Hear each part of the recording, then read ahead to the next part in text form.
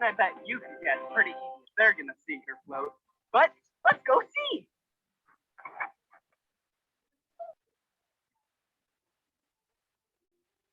Unmute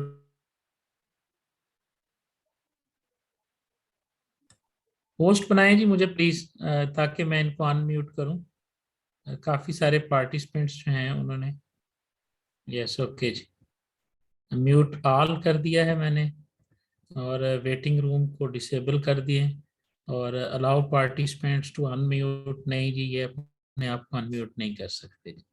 okay जी, थोड़ी देर wait करेंगे जी जब तक हमारे सारे पार्टिसिपेंट्स वापस नहीं आ जाते। तो उस वक्त तक अगर आपके जहन में कोई क्वेश्चन है तो आप बच्चे चैट विंडो में कर सकते हैं। एक बड़ी अहम बात मेरे जहन में आई जब मैं रीज्वाइन कर रहा था, तो वो मैं आपको लेक्चर के एंड पे बताऊंगा, ठीक है, मोटिवेशन के एतबार से ना। याद करवाइएगा जी मुझे कोई कि वो अहम बात क्या है ताकि मैं उसको भूल ना जाऊं। ओके जी, तो 40 पार्टिसिपेंट हो गए हैं जी। अब हम बात करते हैं, स्क्रीन शेयरिंग में कर रहा हूं जी, और आज हम बात करते हैं जी फंक्शनल फर्स्ट नॉर्मल फॉर्म की तरफ हम जाते हैं। ये एक अच्छा आर्टिकल मैंने ढूंढा है स्टडी टुनाइट की तरफ से। ये इसलिए अच्छा है कि ये आसान लिखा हुआ है और कॉन्सेप्ट इसके अच्छे हैं। बाकी आप ट्यूटोरियल पॉइंट से पढ़ें और आपको जो हैंडआउट्स टाइप चीजें हैं वो इसमें मौजूद हैं, ठीक है। जो बेसिक रूल्स हैं वो यहाँ पर मौजूद हैं, ठीक है। बेसिक रूल्स इन हैंडआउट्स के अंदर मौजूद हैं, इसके लिए आपने परेशान नहीं होना। और एक वीडियो मैं आपको भेज रहा हूँ, ये वीडियो मैंने बड़ी मुश्किल से ढूंढ के रखी हुई थी। इस वीडियो को भी आप अपने पास सेव कर लें।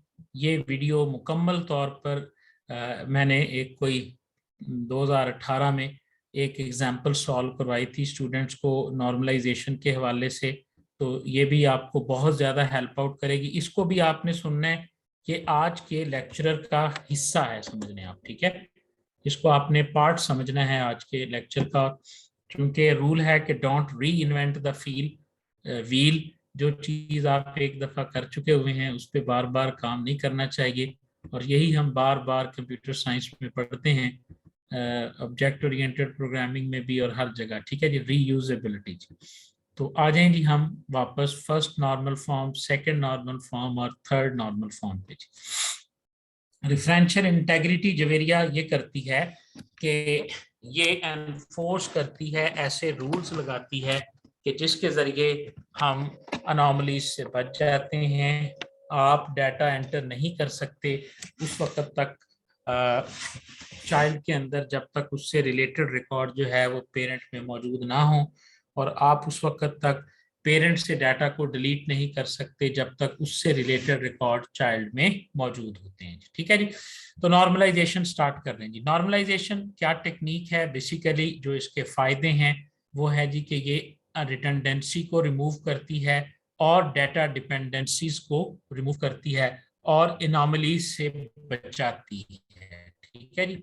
ये चीजें इन हैंडआउट्स के अंदर मौजूद हैं, ठीक है। ये चीजें इन हैंडआउट्स में मौजूद हैं, आप यहाँ से पढ़ेंगे आपको मिल जाएगा। करने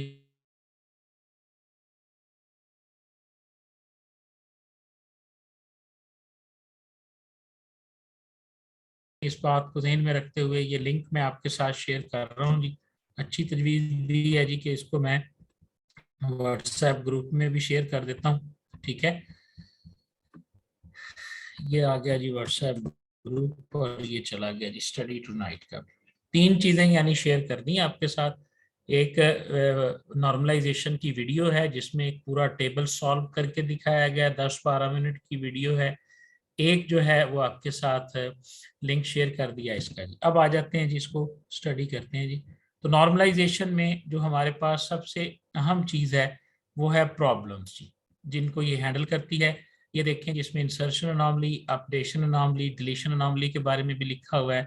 4 किस्म की होती है जी हमारे पास नॉर्मलाइजेशन। अब चूंकि एडवांसमेंट आ गई है तो 5th और 6th फॉर्म भी इसके अंदर आ गई है। 3rd के बाद जो फॉर्म आती है उसे बायस कोडेड नॉर्मल फॉर्म भी कहते हैं, मेरा ख्याल है यही लिखा हुआ है, हाँ जी, Boyce and Codd normal form भी इसे कहा जाता है। जरा ये नॉर्मल फॉर्म क्या कहती है? सबसे पहली नॉर्मल फॉर्म ये कहती है कि एक तो सिंगल वैल्यू होनी चाहिए सबके अंदर, जो हमने मल्टी वैल्यूड एट्रीब्यूट्स देखे थे। वैल्यूज स्टोर्ड जो हैं वो सेम डोमेन से होने चाहिए जी। ऑल कॉलम्स जो हैं उनके नाम यूनिक, यानी एक टेबल में एक नाम के 2 कॉलम नहीं होने चाहिए। And order in which data is stored does not matter, जिस मर्जी में ऑर्डर में आपका डाटा पड़ा हुआ है ये मैटर नहीं करता, ठीक है। तो ये है आपके पास रूल जी फर्स्ट नॉर्मल फॉर्म का, ठीक है। यहाँ पे ठीक हो गया। अगर हम इसको फर्स्ट नॉर्मल फॉर्म पे क्लिक करते हैं तो ये हमारे पास एक नया लिंक खुल जाएगा और ये इसकी डिटेल आपके सामने आ जाएगी, ठीक है। फर्स्ट नॉर्मल फॉर्म की डिटेल क्या है और इसके ऊपर आपको मजीद तफसील जो है ना वो भी मिल जाएगी और एक एग्जाम्पल भी आपको इसके ऊपर मिल जाएगी, ठीक है। ये वो जो 6 रूल उसने लिखे हुए थे उसकी एग्जाम्पल दी है। अब ये है जी कि फर्ज करें रोल नंबर है, नेम है और सब्जेक्ट है। आप देखें सब्जेक्ट के अंदर 2 वैल्यूज लिखी हुई हैं, ऑपरेटिंग सिस्टम और कंप्यूटर नेटवर्क्स। ये जावा लिखा हुआ है, यहाँ सी और C++ लिखा हुआ है। तो ये टेबल फर्स्ट नॉर्मल फॉर्म में नहीं है।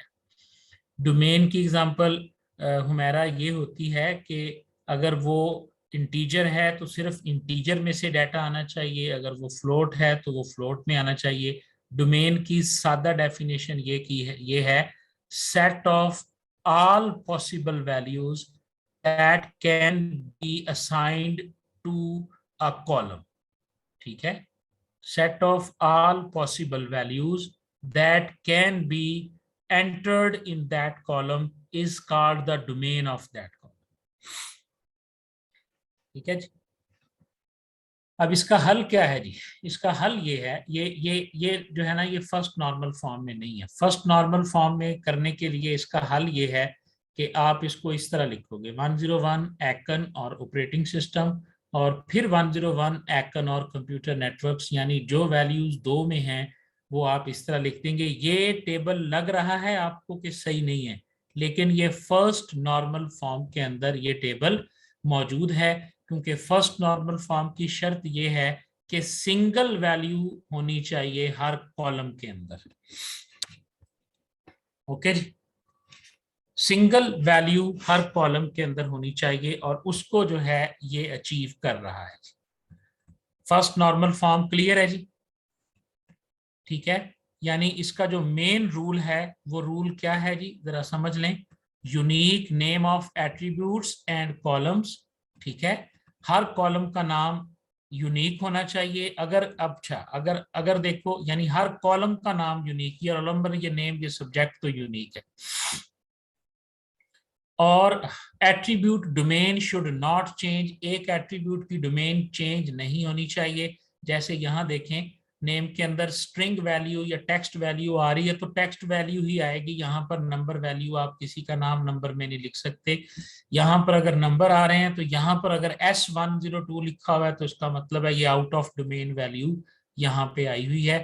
Attribute domain should not change, name of the attribute or column should be unique and single valued attributes जो हैं ये होने चाहिए, ठीक है जी।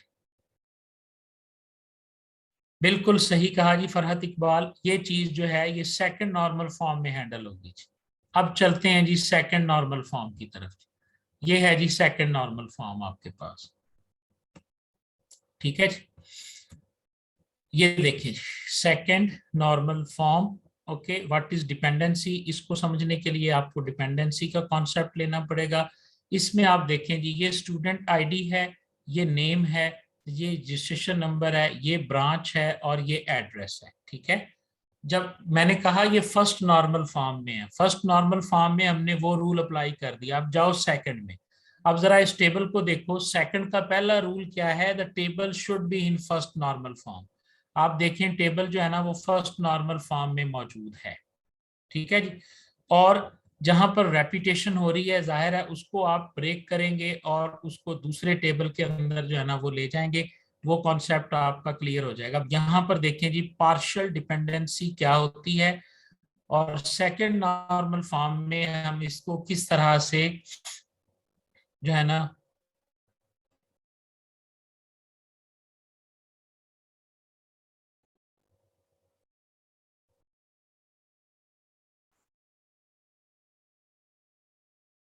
ओके। तो ये पार्शियल डिपेंडेंसी हमारे पास क्या होती है और इसको हम किस तरह से जो है ना वो रिमूव करते हैं सेकेंड नॉर्मल फॉर्म के अंदर, ठीक है।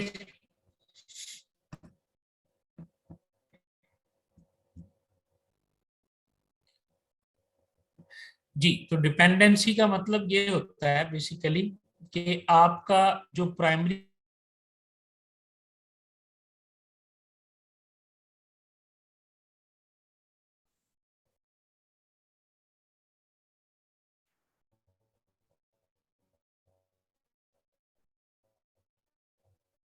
असद, क्या आवाज आ रही है आपको मेरी?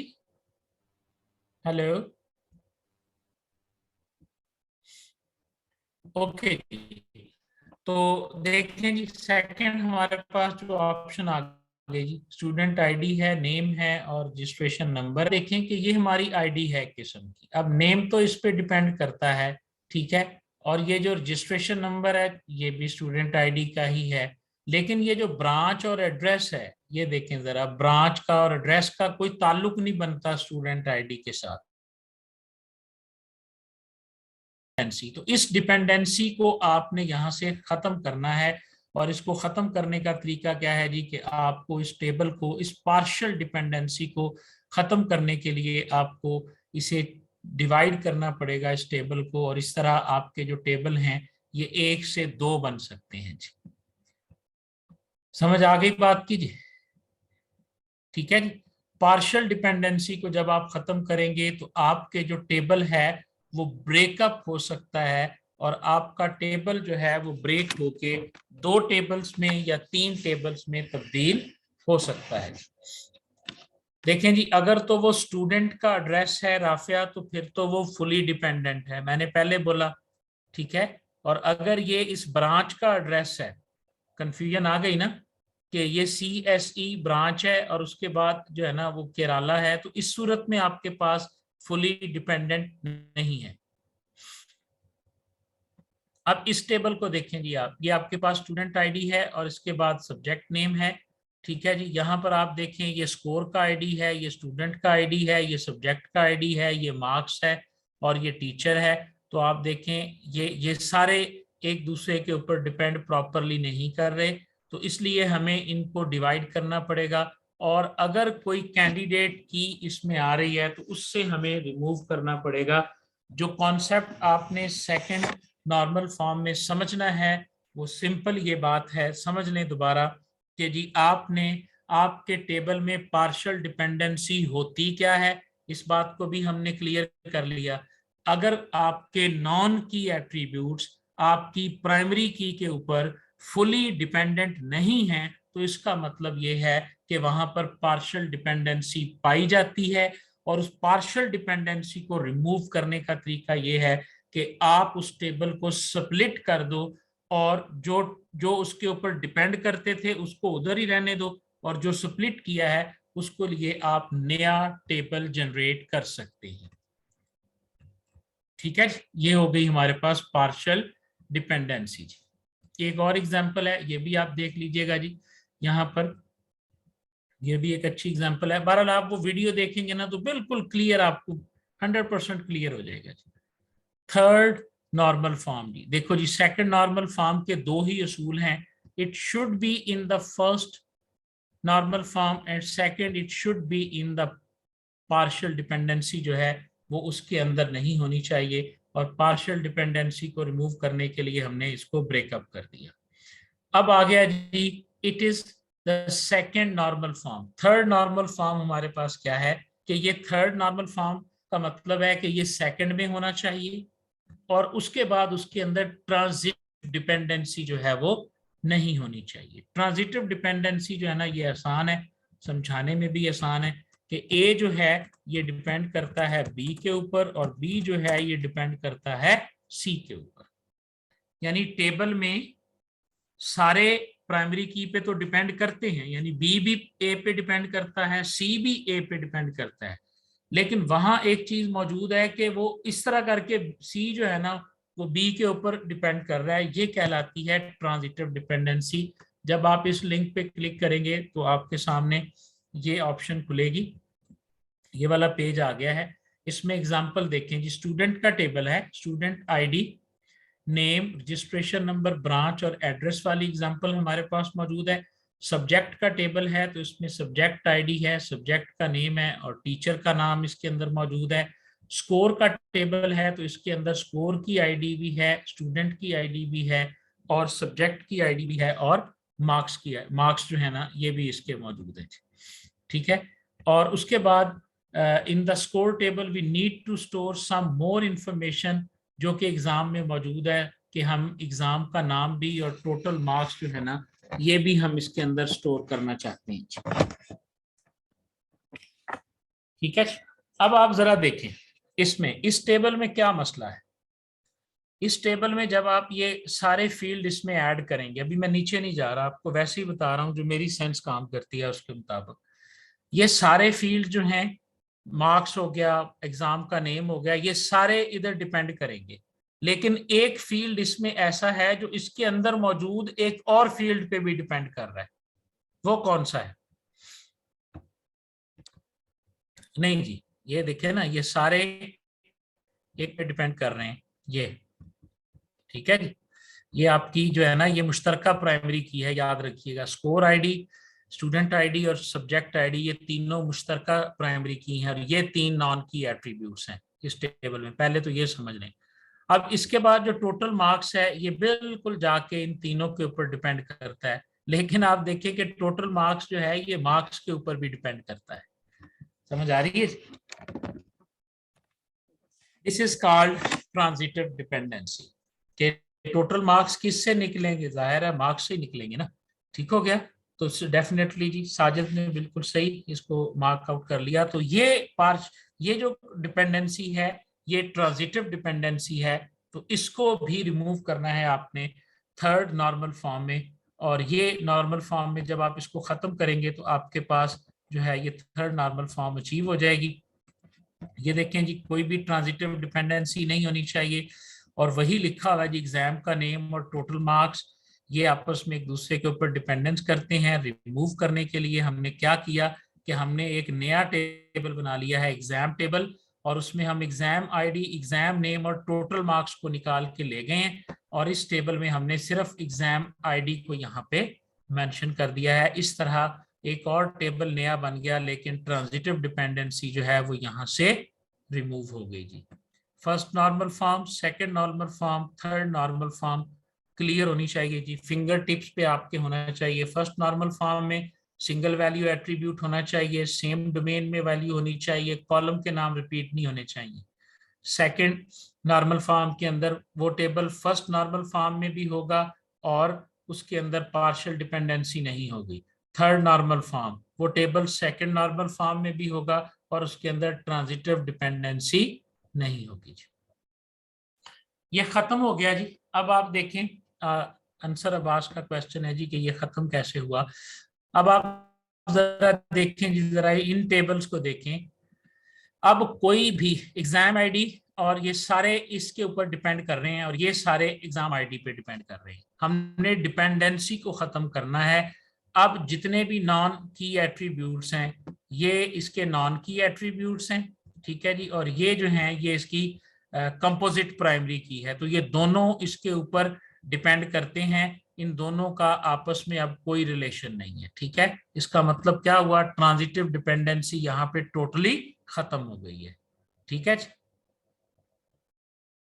सिंपल है ना जी। अब ये हर चीज खत्म होगी, और इधर अगर हम देखें तो ये हमारी जो है ये प्राइमरी की है और एग्जाम का नाम भी इस पे डिपेंड कर रहा है फुली, और टोटल मार्क्स जो हैं ये भी एग्जाम आईडी पे डिपेंड कर रहे हैं। इन दोनों के दरमियान किसी किस्म की कोई डिपेंडेंसी नहीं है। All non key attributes are fully dependent on the primary key और composite primary key, and they have no dependency between, so this is called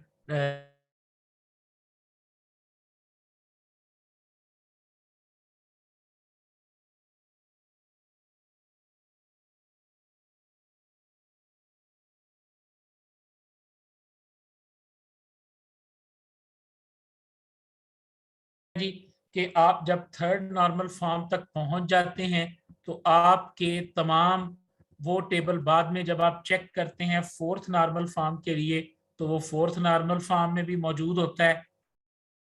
ठीक है जी, इसलिए इससे आगे आपको आमतौर पे नहीं जाना पड़ता। लेकिन ये फोर्थ के और इसके दरमियान एक Boyce and Codd normal form भी मौजूद है जिसे BNC-NF कहते हैं।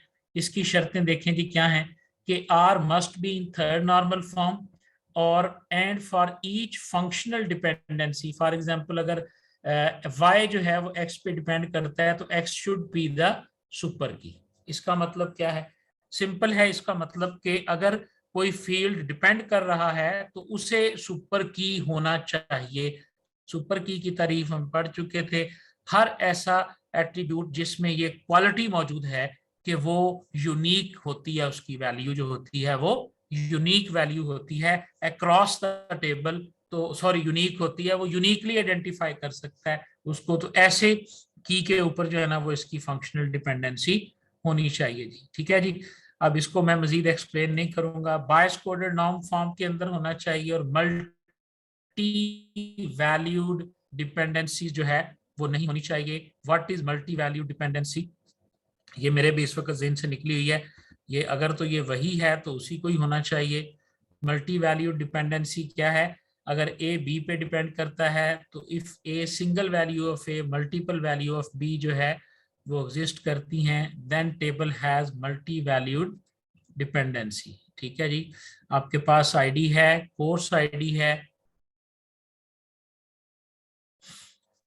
और उसके बाद हॉबी है।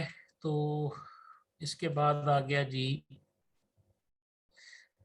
स्टूडेंट, कोर्स है, हॉबी है, कोर्स है साइंस का और हॉबी है। ये आ गया जी फोर्थ नॉर्मल फॉर्म, ये है। आईडी और कोर्स को अलहदा कर दें और इसको अलहदा कर दें। ठीक है जी, ये इसका मतलब है जी यहाँ पर भी कि as you can see in the above table, student ID 1 has opted for 2 courses, science and math, and has 2 hobbies. इसके 2 courses हैं जी और इसके hobbies 2 हैं।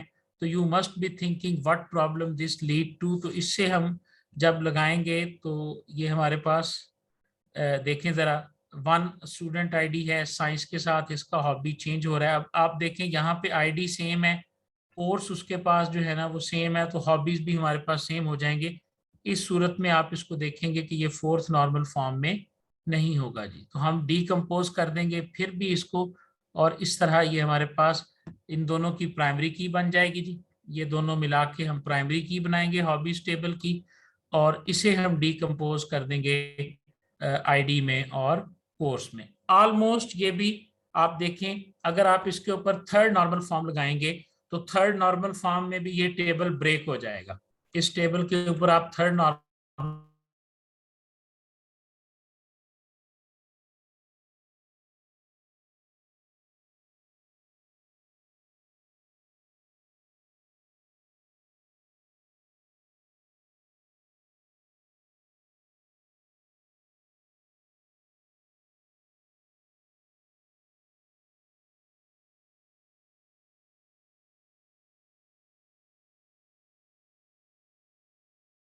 हम थर्ड फॉर्म को अचीव कर लेते हैं तो हमारे पास वो फोर्थ फॉर्म भी अचीव हो जाती है, और इसी तरह ऑनवर्ड फॉर्म्स भी जो हैं वो अचीव हो जाती हैं। ठीक हो गया जी। फंक्शनल और fully functional dependency. Functional dependency होती है जी फुली और पार्शियल, उसकी इकसाम होती हैं। फुली और पार्शनल जो हैं ये इसकी इकसाम होती हैं। फुली का मतलब मैंने आपको बता दिया, अगर एक नॉन की एट्रीब्यूट फुली डिपेंडेंट है आपकी की के ऊपर तो फिर ये फुली फंक्शनली डिपेंडेंट है। लेकिन अगर वो उस पे भी डिपेंडेंट है और दूसरे पे भी डिपेंडेंट है तो फिर इसका मतलब है ये पार्शली डिपेंडेंट है। तो पार्शियल डिपेंडेंसी को हमने खत्म करना है, हमने नॉन की एट्रीब्यूट्स को फुली डिपेंडेंट बनाना है की एट्रीब्यूट्स के ऊपर। ये नॉर्मलाइजेशन का जो है ना वो प्रैक्टिस है जी। ठीक है जी, तो नॉर्मलाइजेशन के हवाले से अब अगर कोई क्वेरी है तो आपने अभी नहीं करनी जी, अब आप इस वीडियो को भी देखेंगे, इस वीडियो को भी देखेंगे, इसके बाद इंशाल्लाह मुझे पूरा यकीन है अनॉमलीज को भी देख लेंगे, डिपेंडेंसीज को भी देख लेंगे, नॉर्मलाइजेशन के रूल्स को भी देख लेंगे, तब जाके ये जो है ना ये पूरा टॉपिक जो है वो आपका क्लियर हो जाएगा जी। ठीक है जी। जी ओके का मैसेज दें जी मुझे जरा।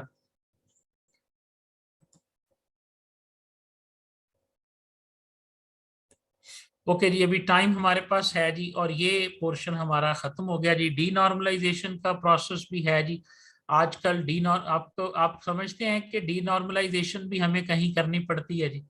हाँ जी, आपने डेटाबेस के बाद एक डाटा वेयर हाउस का नाम सुना होगा जी। डेटाबेस के बाद जो डाटा वेयर हाउस है उसके अंदर हमें टेबल्स को बाज़ औक़ात डी नॉर्मलाइज करना पड़ता है जी। तो वो डी नॉर्मलाइजेशन जो है वो क्या कहलाती है कि जब आप एक नॉर्मलाइज टेबल को ब्रेकअप करते हैं और उसे डी नॉर्मलाइज करने की कोशिश करते हैं, कि डाटा वेयर हाउस के अंदर जो है ना ये टेक्निक यूज होती है सम टाइम, उसे हम डी नॉर्मलाइजेशन का नाम देते हैं जी। आपका जो फर्स्ट पार्ट के हैंडआउट्स थे ये मुकम्मल हो गए जी। अब हम जाते हैं जी सेकंड पार्ट में जी। ठीक है जी, ये देखें जी टेबल पार्टीशनिंग जी। ठीक है, डीनॉर्मलाइजेशन के अंदर कभी कभी हमें एक टेबल को पार्टीशन करना पड़ जाता है। ये कॉन्सेप्ट दोनों जगह पे इस्तेमाल होता है जी। ये जो है ये डिस्ट्रीब्यूटेड डेटाबेस में भी इस्तेमाल होता है, डीनॉर्मलाइजेशन में भी इस्तेमाल होता है। पार्टीशनिंग का मतलब है कि जब आप अपने एक टेबल को पार्टीशन करना चाह रहे हैं, उसे ब्रेकअप करना चाह रहे हैं आप अपनी डेटाबेस को। ठीक है जी, तो इस ये दो तरह की होती है जी, हॉरिजेंटल पार्टीशनिंग और वर्टिकल पार्टीशनिंग। अगर आप अपने टेबल के कॉलम्स को डिवाइड कर देते हैं कि 5 कॉलम को इधर कर दें, 10 को उधर कर दें, तो ये वर्टिकल पार्टीशनिंग है। और अगर आप रिकॉर्ड्स को चेंज कर रहे हो तो फिर रिकॉर्ड्स की डिवीजन कर रहे हो तो फिर ये आपके पास जो है वो वर्टिकल सॉरी हॉरिजेंटल पार्टीशनिंग कहलाएगी। यहाँ पे कोई डायग्राम मैं देखता हूँ, अगर आपकी मिल जाए तो, हॉरिजेंटल वर्टिकल पार्टीशनिंग। ओके जी। राबिया, इसके कई फायदे होते हैं। डेटाबेस का साइज रिड्यूस करने के लिए डिस्ट्रीब्यूशन के अंदर हमें इसकी ज़रूरत पड़ती है। जब आप डिस्ट्रीब्यूशन कर रहे होते हैं, डिस्ट्रीब्यूटेड डीबीएमएस का मतलब ये होता है कि डेटाबेस को जो है ना वो डिस्ट्रीब्यूट करके एक से ज़्यादा सिस्टम्स के ऊपर रखा जाए। ये देखें जी, अगर आपके टेबल के अंदर 1 2 3 4 5 कॉलम थे, आपने डिवाइड कर दिया इसको इस तरह, 3 कॉलम इधर ले गए, 2 कॉलम इधर ले गए, तो ये वर्टिकल है। अगर आपके टेबल में 1000 रिकॉर्ड था, आपने 500 ऊपर कर दिया, 500 नीचे कर दिया, तो ये हमारे पास कहलाती है हॉरिजेंटल पार्टीशनिंग। ठीक है जी। और ये क्लाउड क्लाउड स्टोरेज जो है ना वो हॉरिजेंटल पार्टीशनिंग की बुनियाद पे ही होती है।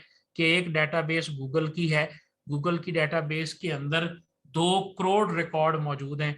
उन 2 करोड़ रिकॉर्ड में से 10 लाख ऐसे पर्टिकुलर रिकॉर्ड हैं जिनको बार बार पाकिस्तान में से सर्च किया जाता है। तो उन 10 लाख रिकॉर्ड को डिवाइड करके पाकिस्तान के क्लाउड पे रख दिया जाता है, ताकि जब भी पाकिस्तान वाले सर्च करेंगे तो मोस्ट प्रोबेबली वो उन 10 लाख में से करेंगे। हाँ, अगर वो उन 10 लाख में नहीं है तो फिर वो मेन टेबल में आ जाएगा। इसलिए पाकिस्तान की जो सर्च होगी वो 10 करोड़ रिकॉर्ड में से में नहीं होगी, बल्कि 10 लाख में से होगी। समझ आ रही है जी। इस तरह डिस्ट्रीब्यूटेड इन्वायरमेंट सेट किया जाता है और क्लाउड कंप्यूटिंग के आर्किटेक्चर को डेटाबेस के जरिए और डिफरेंट टेक्नोलॉजीज के जरिए जो है ना वो सपोर्ट किया जाता है। लेकिन ये वर्टिकल और हॉरिजेंटल पार्टीशनिंग जो है ये हो सकती है आपकी डेटाबेस के टेबल्स के अंदर जी। ठीक है, इसके फायदे क्या हैं ये डेटाबेस के अंदर लिखे हुए हैं जी, आप देखें इसके अंदर मौजूद हैं।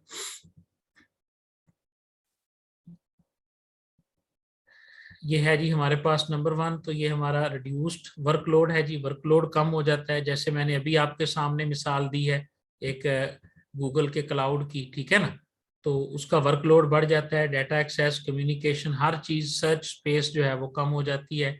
बैलेंस हो जाता है वर्कलोड, ठीक है, और स्पीड अप हो जाता है यूजफुल वर्क। ये एग्जांपल अगर आप उस एग्जांपल को मद्देनजर रख के देखेंगे तो 100% आपकी समझ में आ जाएगी, जो अभी मैंने गूगल के हिसाब से आपको दी है कि गूगल सर्च क्लाउड जो है वो किस तरह से डिफाइन करता है। हॉरिजॉन्टल और वर्टिकल पार्टीशनिंग जो है, इसकी बात भी आपकी समझ में आ गई।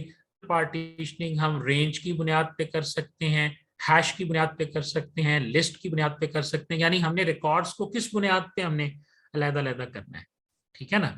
तो आप मसलन देखें, इन this type range is imposed on particular attribute. हम कह लेते हैं जी कि फॉर एग्जांपल कि जो जो इस रेंज में डाटा आता है उसको एक तरफ कर दो, जो इस रेंज में आता है उसको एक तरफ कर दो। कोई रेंज हम डिफाइन कर देते हैं वैल्यूज की, तो ये है रेंज पार्टीशन। हैश का मतलब ये है कि हम अप्लाई करते हैं एक एल्गोरिदम, और उस एल्गोरिदम की बुनियाद के ऊपर हम उसे जो है ना वो पार्टीशन करते हैं। जैसे अभी मैंने बताया आपको कि जी पाकिस्तान से होने वाली जो सर्च है वो इस 10 करोड़ इस टेबल में से वो कौन कौन सी सर्च है जो पाकिस्तान से होती है, तो वो एल्गोरिदम वहां जाएगा और उसकी बुनियाद पे उसे अलहदा कर देगा, ठीक है जी। In this type of partitioning values are specified every partition. So एक स्पेसिफाइड वैल्यू होती है जी के इतने तक वैल्यू जो है वो इधर जाएगी और उसके बाद जो है वो वैल्यू डिवाइड होके दूसरी तरफ चली जाएगी। इस बुनियाद पे आप हॉरिजॉन्टल पार्टीशनिंग और वर्टिकल पार्टीशनिंग कर सकते हैं। रेप्लिकेशन क्या होता है जी, इसे डुप्लीकेशन कहते हैं जी, कि आप एक पूरे पोर्शन ऑफ डेटाबेस को एक इन्वायरमेंट में रखते हैं और उसकी कॉपी को आप किसी दूसरे इन्वायरमेंट में रखते हैं और वो कॉपीज आपस में सिंक हो रही होती हैं, तो इसे हम रेप्लिकेशन कहते हैं। रेप्लिका आम वर्ड है आप लोगों के समझने के लिए, तो इसका मतलब भी रेप्लिकेशन होता है, ठीक है। और इसी तरह क्लस्टर्स हमारे पास बन जाते हैं जो रिकॉर्ड्स डिफरेंट टेबल्स में से होते हैं, which mean that के records from different table to place adjacent on physical location they are called clusters। यानी फिजिकली वो एक दूसरे के पास पास पड़े हुए हैं, डिफरेंट टेबल्स हैं, तो वो एक क्लस्टर बना लेते हैं, ठीक है जी। ये सिंपल सी बातें हैं जी। बाकी रह गया हमारे पास 4 मिनट। अब अगर किसी का कोई क्वेश्चन है तो कंप्लीट करें जी। मेरा ख्याल है मैं कुछ ज्यादा ही डिटेल में जा रहा हूँ इस दफा, जिसकी वजह से ये डाटाबेस जो है ये खत्म होने को नहीं आ रही, वरना लास्ट टाइम 3 सेशन हुए थे 50-50 मिनट के और ये खत्म हो गई थी जी। किसी का कोई क्वेश्चन है तो प्लीज आप कर सकते हैं जी।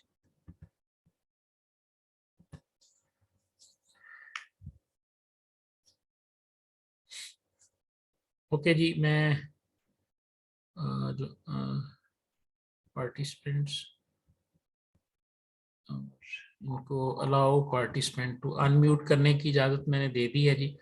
इम्पॉर्टेंट बात यही बतानी थी जी कि आप कहीं मुझे देख के बजाय मोटिवेट होने के डीमोटिवेट ना हो जाएं कि जी हमें इतना पढ़ना पड़ेगा लेक्चरशिप के लिए जो है कि जिस लेवल तक इन्होंने पढ़ा दिया है इनको कितना आता है, या इन इन जैसा हमें होना पड़ेगा, ठीक है ना जी।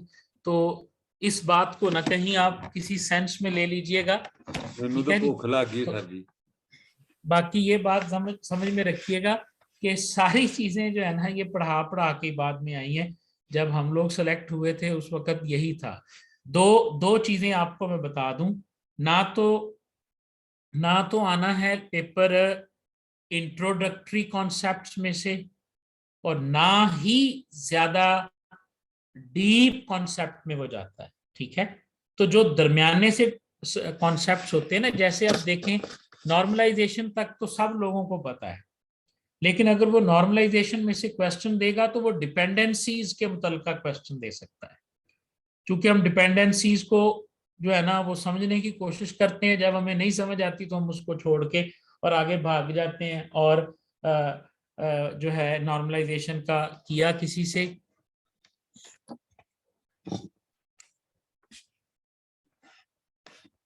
ठीक है। और इस तरह आप इसको देख लेते हैं